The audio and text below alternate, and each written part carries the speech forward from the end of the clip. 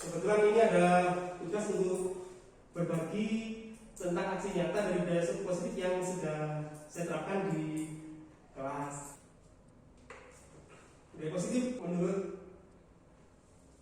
tadi kita ambil contoh perbandingannya dengan hidup tumbuh-tumbuhan seorang petani.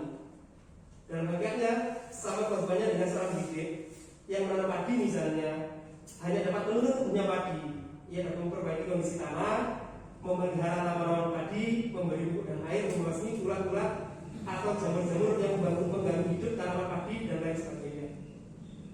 Seorang guru menurut Hendro dalam filosofi pendidikannya itu tidak bisa, seorang petani nggak bisa menjadikan padi tumbuh jagung, menjadikan jagung tumbuh padi dan lain-lain. Jadi padi tetap tumbuh padi itu tugas guru atau yang saya kira teori bukan belasan gitu ya.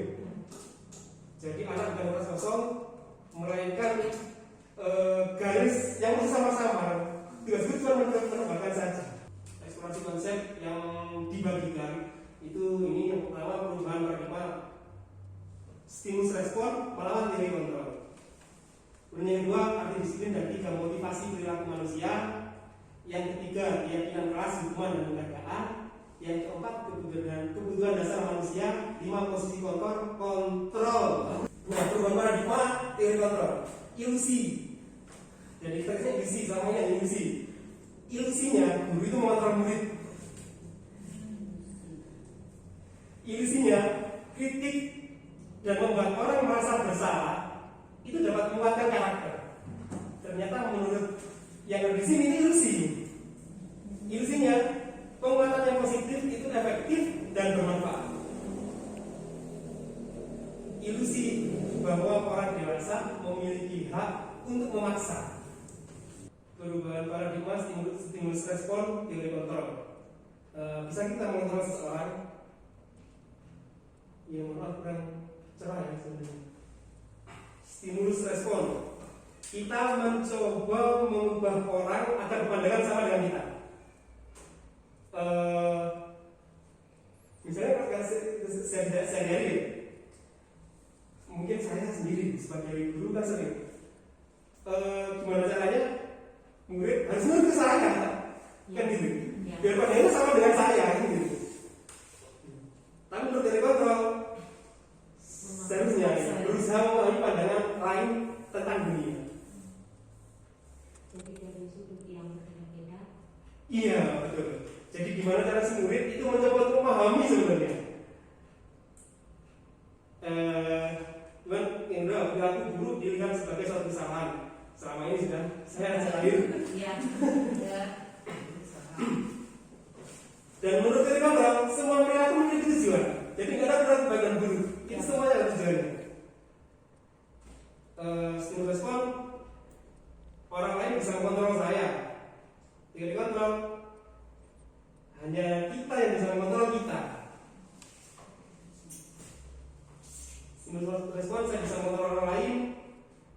Dan menurut dari kontrol, Anda tidak bisa mengontrol orang lain. Jadi kalau selama ini saya kontrol murid, sebenarnya bertentangan dengan teori kontrol. Pemaksaan ada pada saat bujukan gagal. Kalau dibujuk dia lain nggak bisa, paksa menurut kontrol. Kalau seperti ini, kolaborasi dan konsensus menciptakan pilihan-pilihan baru. Stimulus respon, model berpikir menang kalah. Otomatis yang dipengaruhi tadi yang kalah dan kita yang mengalami menang. Dan kontrol model berpikirnya yang menang kalah. Namun dalam budaya kita, mana kata di sini telah berubah menjadi sesuatu yang dilakukan seorang pada orang lain untuk mendapatkan kepatuhan. Kecenderungan umum adalah mengubah kata disiplin dengan ketidaknyamanan, bukan dengan apa yang kita hargai atau pencapaian suatu tujuan. 3 motivasi perilaku manusia. Ini yang secara umum. Yang pertama, untuk menghindari ketidaknyamanan atau hukuman. Yang kedua, selain yang pertama itu untuk mendapatkan imbalan atau penghargaan. Jadi setiap orang yang melakukan sesuatu hanya ada 3 ini motivasinya. Yang pertama tadi itu menghindari ketidaknyamanan tadi. Yang kedua untuk mendapatkan imbalan atau penghargaan dari orang lain. Kemudian yang ketiga untuk menjadi orang yang mereka inginkan dan menghargai diri sendiri dengan nilai-nilai yang memang kita percaya, kita yakini.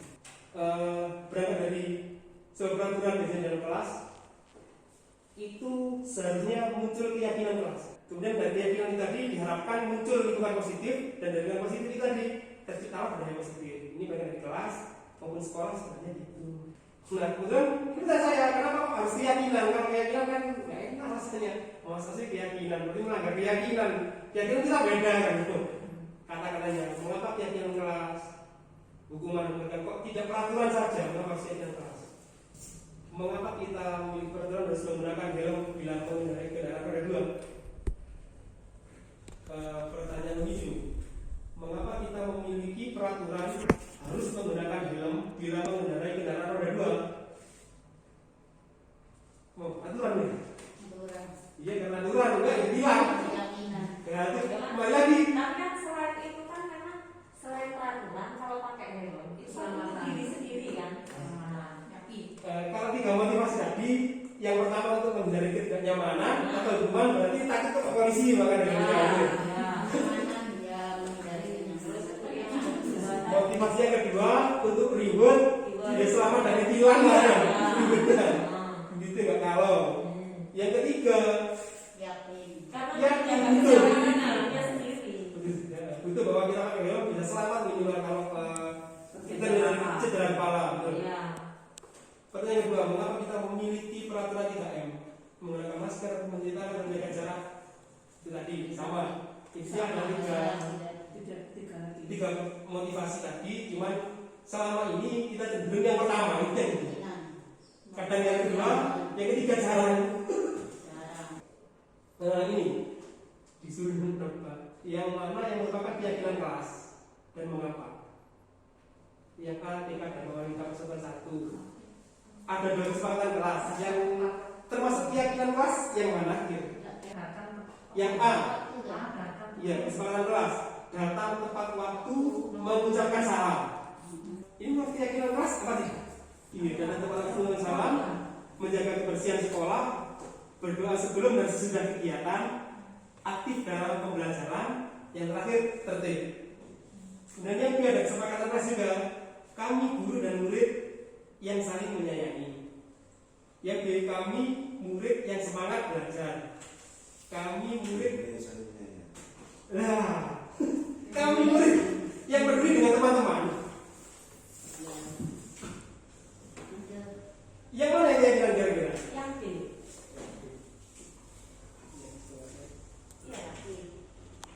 Iya, iya itu apa? Kan iya, maksudnya gini.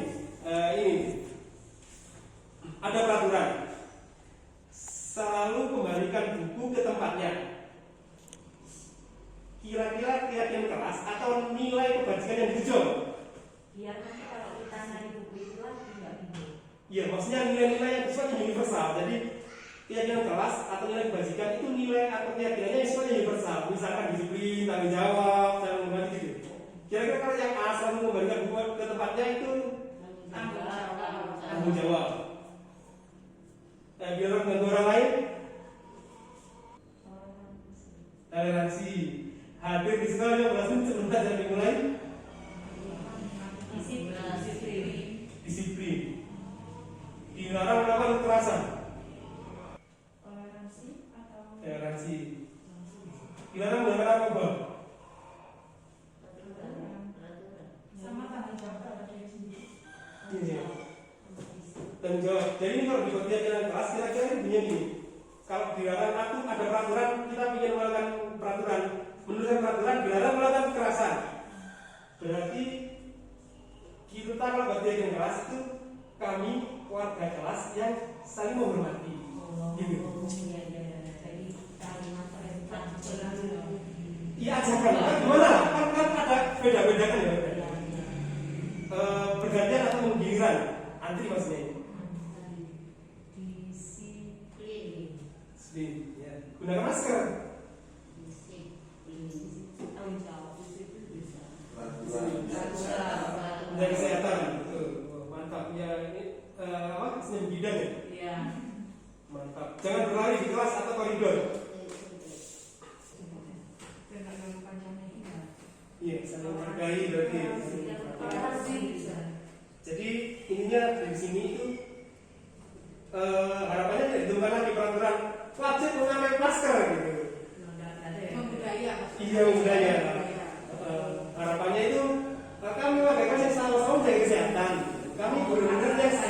iya. kata-katanya Positif.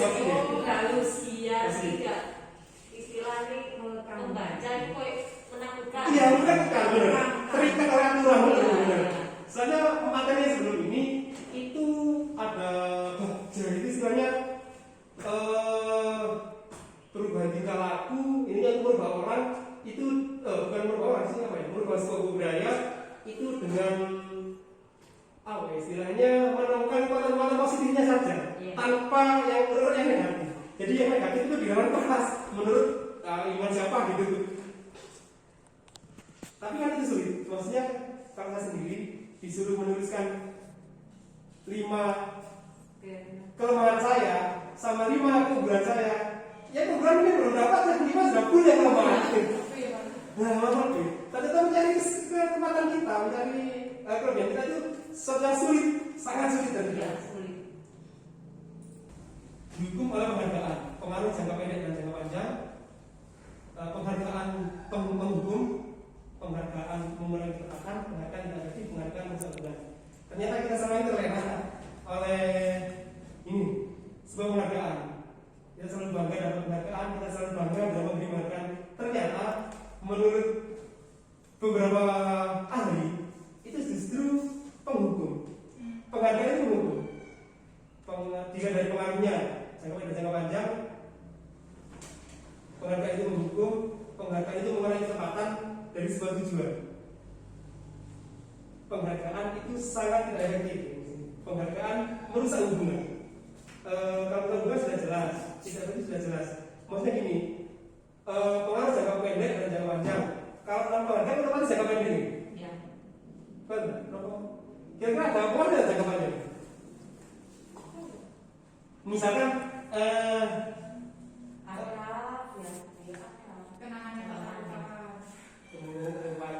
dulu pernah juara 1 jadi menceritakan juga jangka panjang, mungkin misalnya di kelas ada dapat penghargaan juara 1, jadi bagaimana caranya saya sampai ketika selanjutnya saya harus seperti itu.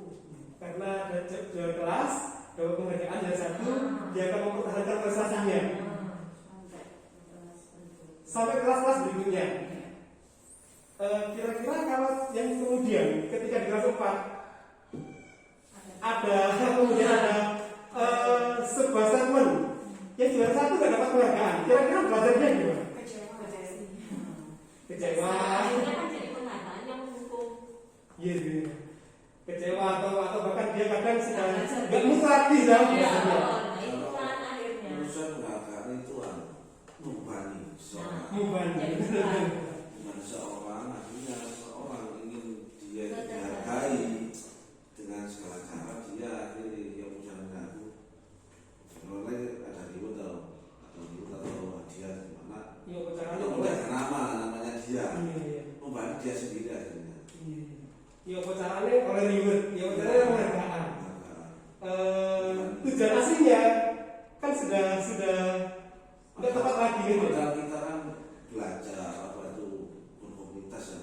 Tujuan kita kan hanya supaya hidup kita itu ya nyaman, ya bagaimana. Ya, betul. Nah, kalau kita tujuannya penghargaan, kita itu membebani dirinya sendiri. Nah, seperti sekolah karena sekolah di negeri sama swasta itu lebih baiknya negeri. Jadi segala cara supaya kita dihargai karena butuh penghargaan, ya proses negeri dengan segala cara. Dengan segala cara. Tapi kan ada tapinya di kota besar, bahkan sekolah negeri dan sekolah swasta beda jauh. Malah swasta kan lebih bagus lagi. Iya, betul. Tapi gara-gara sistem negeri sama swasta kan gitu. Dan ini wajib mengatakan membanding seorang tadi itu jadi tidak kenyamanan dalam hidupnya mencapai sesuatu. Iya. Berarti sependapat ya? Penghargaan itu mencapai jangka panjang, penghargaan itu menghukum, penghargaan itu mengurangi ketepatan, penghargaan tidak efektif, penghargaan merusak hubungan. Tapi saya sendiri sampai detik ini juga masih sering memberi penghargaan dan sering mengharap penghargaan manusiawi ini. Ini ada beberapa tindakan guru. Contoh yang pertama, mencatat 100 kali di dalam buku kalimat "saya tidak akan terlambat lagi", karena siswa tersebut terlambat ke sekolah. Itu menurut rekan-rekan hukuman atau konsekuensi? Hukuman. Dari hukuman ini. Hukuman. Merasa malu. Tidak relevan berarti. Iya. Yang kedua, lari mengelilingi lapangan basket 2 kali karena terlambat hadir di sekolah. Hukuman. Murid diminta untuk push up 15 kali karena tidak menggunakan masker ke sekolah. Hukuman. Menggantikan kertas tugas teman yang dicoret-coret. Konsekuensi. Membersihkan tumpahan air di meja tulis karena tersenggol pada saat belajar.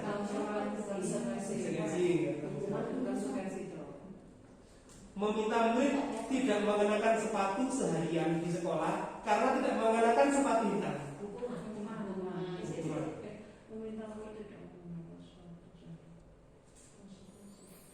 Sudah kamu seharian nggak boleh pakai sepatu karena pakai sepatu putih misalkan.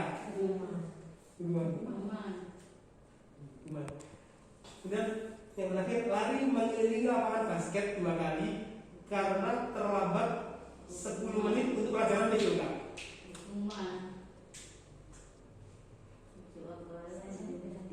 Beda tipis.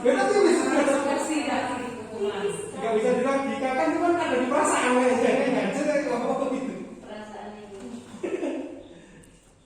Coba di next. Gitu. Mencatat 100 kali hukuman. Betul. Tadi menggunakan basket 2 kali karena terlambat hadir ke sekolah, hukuman. Betul. Karena kita di nggak relevan. Maksud terlambat? Kita nyampe dia lari. Murid harus up, hukuman. Menggantikan kertas tugas sebagai asistensi.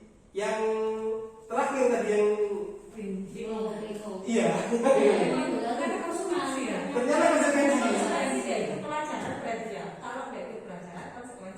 Lari. Ini nah kan dalam PJOK PJOK itu karena ekonomi ini Pak. Konsekuensinya adalah gini, karena terlambat berarti nggak mengikuti stressing pemanasan. Jadi kan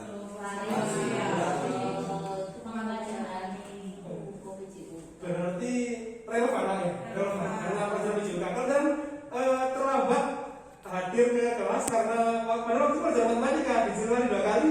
Bukan konsekuensi berarti.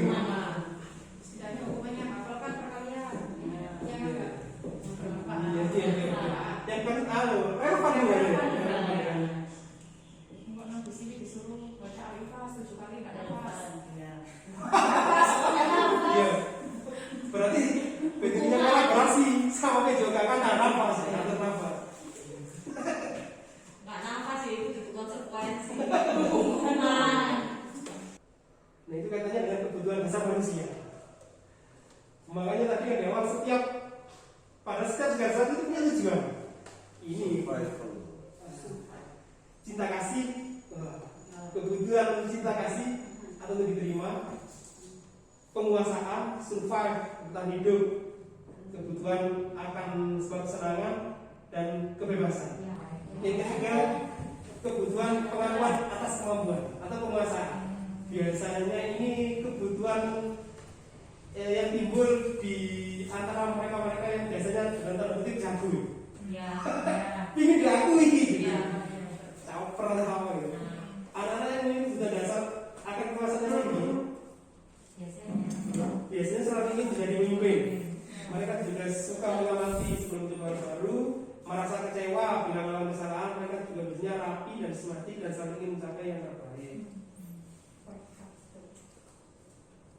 Ini doi kebutuhan akan pilihan dan kebebasan.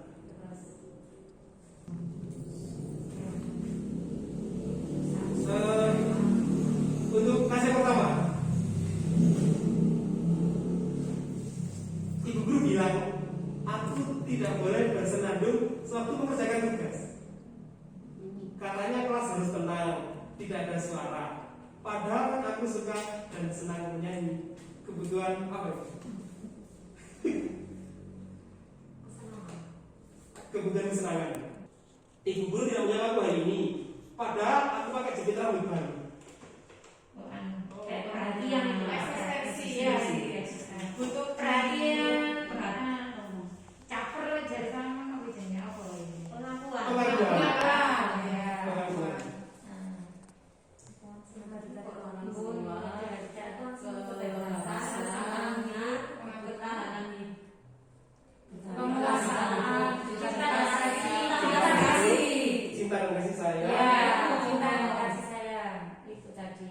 penguasaan, ya penguasaan, kebebasan, kesenangan, kebutuhan hidup. Yang pakai jepit itu kasih sayang. kasih sayang. Yang ketiga, aku bosan, masa belajarnya cuma gitu-gitu saja, dengerin ibu guru saja. Benar kok? Kebebasan.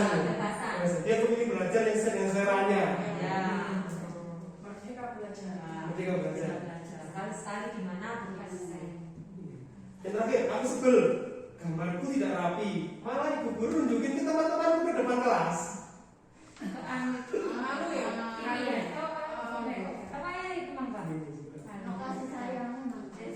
Kesenangan, kebebasan,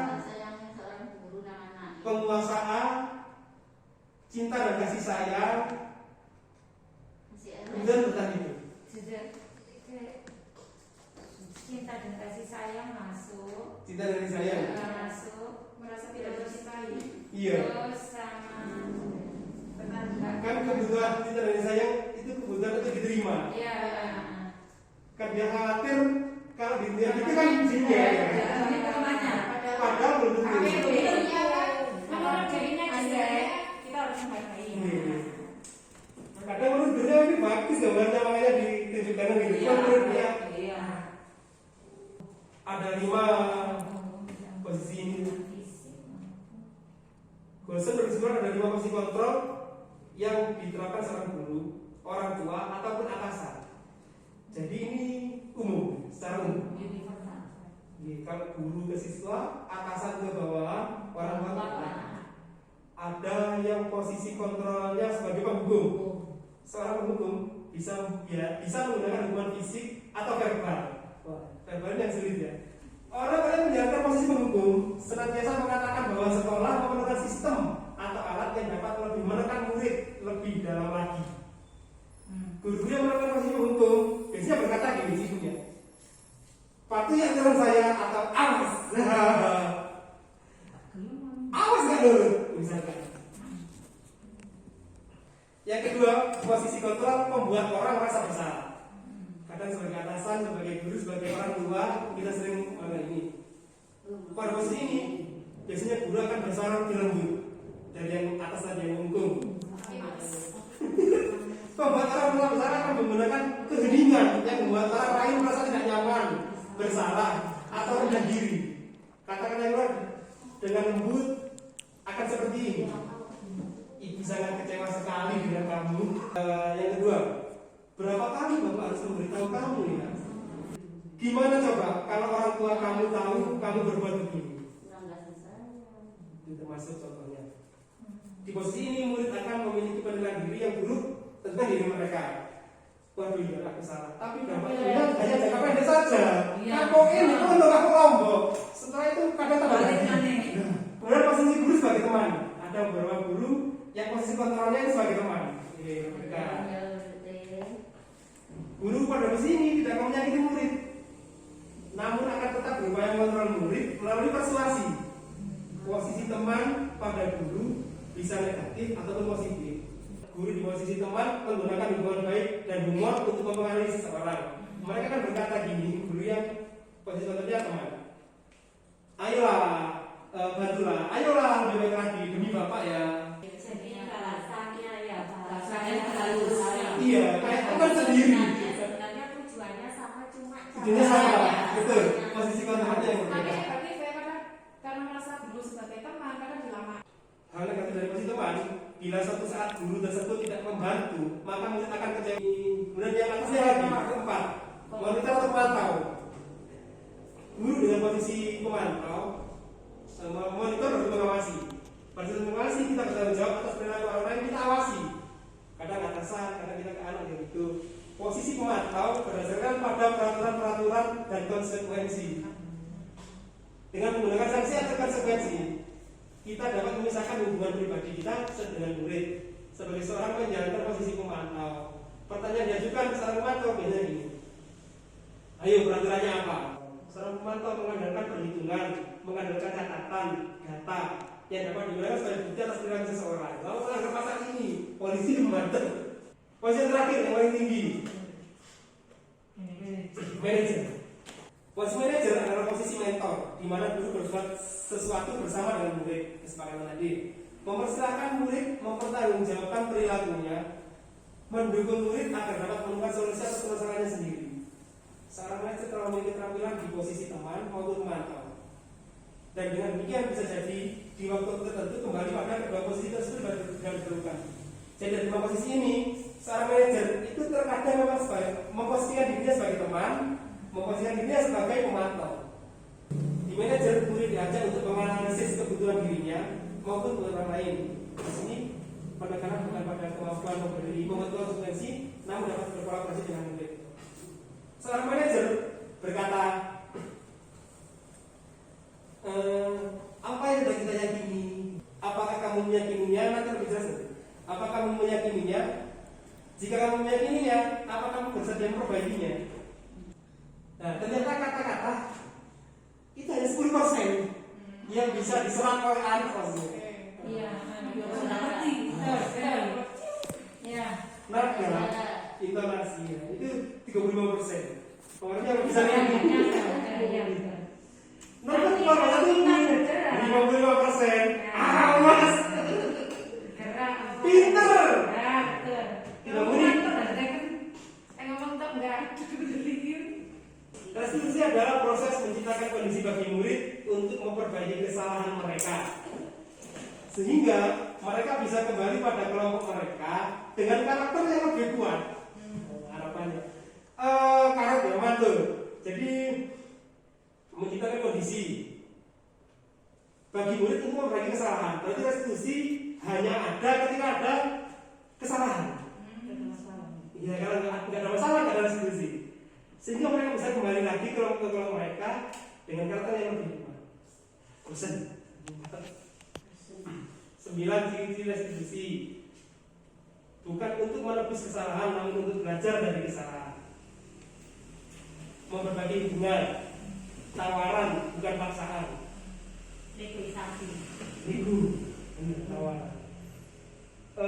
Dia dikembalikan lagi ke anak. Restitusi menuntut untuk melihat ke dalam diri. Restitusi mencari kebutuhan dasar yang mendasari tindakan. Restitusi mencari kebutuhan dasar yang mendasari tindakan. Restitusi adalah cara yang paling baik untuk memperbaiki diri. Fokus pada karakter, bukan tindakan. Ini segitiga restitusi. Segitiga restitusi. Proses ini ada 3 tahap. Setiap tahapnya berdasarkan pada prinsip penting dari teori kontrol, bukan lagi stimulus respon tadi. Tahap pertama, menstabilkan identitas. Yang langkah kedua, validasi tindakan yang salah.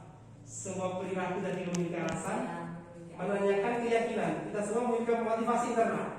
Ini tidak harus turut segitiga ini. Terserah tahapannya sebenarnya. Kalau menurut saya pribadi, cuma kalau dari sana, itu tadi tahapannya ada. Langkahnya ada 3 ini. Mungkin nggak urut, nggak apa-apa. Nah, contoh kalimat-kalimatnya untuk tahap menstabilkan identitas. Berbuat salah itu tidak apa-apa. Tujuannya menstabilkan identitas. Tidak ada manusia yang sempurna. Saya juga pernah melakukan kesalahan seperti itu. Kalau kita mengatakan kalimat-kalimat di atas, akan sangat sulit, bahkan hampir tidak mungkin buat anak untuk tetap membangkang. Para guru yang bertugas mengawasi anak-anak saat mereka bermain di halaman sekolah menyatakan bahwa bila mereka mengatakan kalimat tersebut yang mungkin hanya butuh 30 detik bisa mengubah situasi yang sulit menjadi kooperatif. Ternyata kalau pakai restitusi itu hanya butuh 30 detik saja ini menurut ini. Pak, saya masih bawa HP. Iya Pak. Kenapa bawa HP? Kenapa bukan pusat identitas sebenarnya? Kita tanya mengapa, itu di segitiga yang selanjutnya tadi apa ya? Ini alasan validasi, bukan validasi tindakan yang salah. Mengapa bawa HP? Alasannya itu validasi tindakan yang salah. Cuma saya kembali lagi ke metodologi lagi. Ada yang nggak mau jawab. Jawab nggak apa-apa. Ya pernah salah. Di sekolah ini banyak sampaian. Saya juga dari kecil sering salah sekarang. Loh, itu ternyata sebenarnya banyak cerita. Pak, di rumah itu HP-nya nggak ada dipakai mana di saya. Kalau misalkan, padahal aku bilang diam aja, ya. Apa? Karena dia takut. HP-nya kalau di rumah dibuat mana di saya. Jadi saya bawa sekolah. Tuhan bisa saya alasannya menurut sampean bahwa pergi sekolah itu gimana? Dia sebenarnya dari situ. Kita memberikan kesempatan, jadi nggak langsung istilahnya kalau Salah gitu. Dia menemukan kesalahannya sendiri. jadi kita tahu biar mereka tahu sendiri kalau mereka salah. Andai kan dia jawab benar, ya nggak apa-apa Pak, bawa HP ke sekolah. Loh, kok bisa nggak apa? Kamu ingin jajaran seperti apa? Solusi. Iya, yang nangkap berikutnya lagi gitu. Itu restitusi tadi. Tetap harus nggak bisa klasikal, tetap harus berdua kan? Face to face. Face to face sebenarnya. Jadi prakteknya face to face. Dipanggil pun juga nggak berhadapan. Kalau di sini enggak. Jadi ntar siswa tadi diajak minum misalkan, bareng maksudnya bareng. Ngobrolnya kan juga suasana aja. Jadi ngobrolnya dari hati ke hati. Pokoknya dicari suasana yang enak, yang terenak sudah buat dia, buat murid. Saya tanya, Gini. tadi kan judulnya di 1.4 Iya. Maka boleh dinamakan budaya positif. Kalau di sekolah kita kan tadi ya mulai dari olah kata, olah nada tadi. Inti dari budaya positif selain itu apa? Budaya positif itu akan timbul dari ini tadi. Ketika ini kan saling berkaitan. Ketika ada perubahan paradigma bahwa teori kontrol itu lebih sebenarnya lebih relevan dari stimulus tadi, dan kemudian motivasi seseorang itu ada 3. Yang tadi untuk mendapatkan penghargaan, menghindari hukuman yang pertama, yang sudah mendapatkan penghargaan. Yang 3, memang kebutuhan dari dirinya, sama 5 kebutuhan dasar manusia dan 5 positif kontrol. Itu diharapkan kebiasaan ini bisa menjadi kebudayaan yang positif gitu. Contoh konkret di sekolahan ada yang berkelahi, penyelesaian masalah yang berkelahi menurut ini yaitu tadi segera restitusi dengan harus paham 5 posisi kontrol gurunya sebagai manajer tadi atau yang lain-lain, sama memahami kebutuhan dasar sesuatu yang berkelahi ini tadi. Ini ya sama motivasinya gitu. Kan itu harus paham ke-6 ini tadi untuk menciptakan sebuah budaya positif. Itu kalau berangkat dari kejadian. Kalau misalnya kita murni dari sesuatu yang kita coba, itu seperti ini. Yang kemarin saya coba dan saya saya coba di dalam aksi nyata ya, itu budaya positif. Yang pertama berbaris sebelum masuk kelas. Yang dimulai harus secara bergantian. Ini berbaris sebelum masuk kelas, menumbuh kembangkan akhlak pribadi dan akhlak manusia. Secara pribadi, anak melatih dirinya untuk tanggap terhadap perintah. Nggak semuanya ketika ada perintah ke depan, sakset langsung tangannya. Karena yang memberikan apa-apa bukan gurunya, sang pemimpin tadi. Dapat melatih anak untuk merangsang kepekaannya dalam menyeragamkan gerakan. Dan ini secara sosial, akhlak kepada sama manusia. Dilatih yang kata beliau tadi. Untuk menghargai temannya yang sedang bertugas menjadi pemimpin. Menghargai apa yang beliau katakan sulit. Iya, betul sekali. Kalau misalnya cuma keluarga saja, yang lain kan nggak merasakan. Tapi kalau misalnya dilalui seperti itu, ya memang dampaknya positif. Biasanya kalau anak yang dituju untuk memimpin seharusnya kelas ketua kelas saja itu bangga. Aku dipilihnya dulu. Bisa jadi terbiasa seumur hidupnya. Iya. Seumur hidupnya. Anak akan dapat mengetahui keunikan temannya tanpa memandang fisik unsur lain. Baik yang seharusnya pemimpin barisan itu tinggi, tegas, cuman nggak usah lihat itu. Akhirnya yang good looking. Iya. KHD sepanjang karirnya hidupnya nggak pernah bercita-cita muridnya itu pintar, sama sekali sebenarnya. Yang penting dia itu muridnya punya cita rasa yang sesuai dengan apa kodratnya lah gitu. Nggak mengharapkan muridnya pintar matematika dan lain sebenarnya ini. Mencuci tangan sebelum masuk kelas secara bergantian. Ini sebenarnya instruksi secara langsung dari presiden. Ini termasuk akhlak negara juga ini. Soalnya dari profil pelajaran Pancasila itu yang pertama ada akhlak mulia. Itu termasuk di dalamnya akhlak pada diri sendiri, akhlak pada sesama, akhlak pada negara. Cuma ketika ada yang mau cuci tangan, kembali lagi ke tadi restitusi dan lain-lain. Iya. Kalau misalkan tanpa restitusi disalahkan, berarti bukan budaya positif yang muncul, gitu. Jadi dimaksud budaya positif itu adanya tujuan atau sesuatu, baik itu dari suatu kejadian yang tak terduga kayak dengan berkelahi dan lain-lain, atau dari keyakinan yang kita buat, keyakinan keras yang kita sepakati dengan murid-murid, yang ketika ada suatu masalah penyelesaiannya ya dengan cara yang tadi itu tadi, dan dengan dasar pemahaman yang tadi juga, mulai teori kontrol, motivasi, 5 posisi kontrol. Ini berdoa sebelum pelajaran dimulai. Cuma ada modifikasi kemarin. Jadi yang memimpin berdoa di depan kelas ini ya kemarin. Cuma nggak ke foto. Nah, di sini ada memimpin berdoa. Jadi saya coba memimpin berdoanya nggak di tempat bangkunya, di depan. Dan setelah berdoa, saya sih nambah harapannya atau keinginannya setelah terbuka ke teman-temannya. Kalau pulang biasanya sudah dirantai, kalau mau pelajaran biasanya taruh dulu. Tidak, misalnya ini, andaikan ini sebelum pelajaran dimulai, ada tasnya di bawah, tidak apa-apa.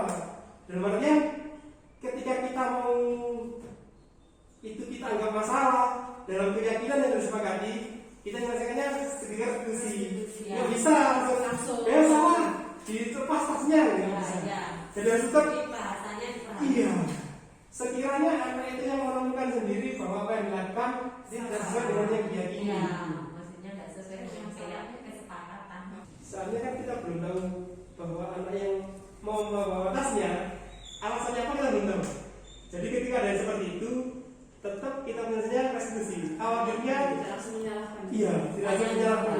Jadi kita tanya dulu gitu intinya. Siapa tahu memang hari itu saja karena memang ada sesuatu yang berharga di tasnya gitu. Sesuatu yang berharga. Jadi seperti itu.